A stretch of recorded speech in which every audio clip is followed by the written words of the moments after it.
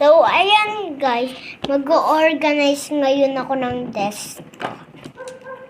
So, may pink din pala ako dito na marker. So, ayan, ayusin natin. So, ayan guys, mag-organize tayo ng desk ko. Kasi sobrang kalat niya na. Kunin lang natin yung mga markers ko. Yung mga marker, sa gitna siya. Kasi pinakamaganda yung marker, may makakulay ka. Ayan, ilagay na natin yung marker sa gitna. Nahuhulog siya, guys!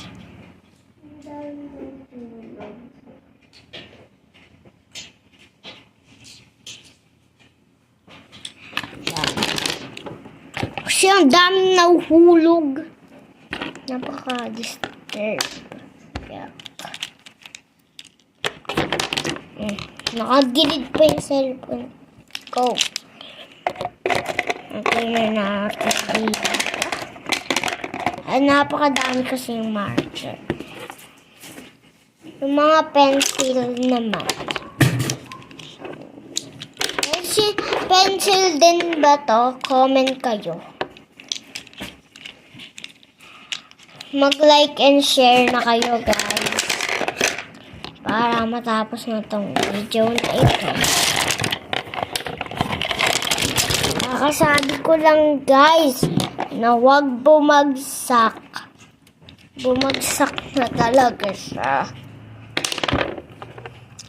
Lapit na ito matapos ng video.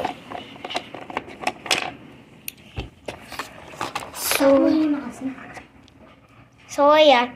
Sa next video na lang, part 2.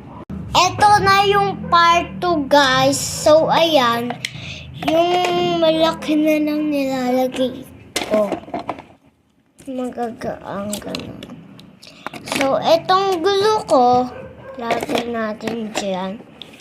Tapos, ito naman, nilagay ko dito. Yung mga marker ko dito. Sana wag siyang mahulog.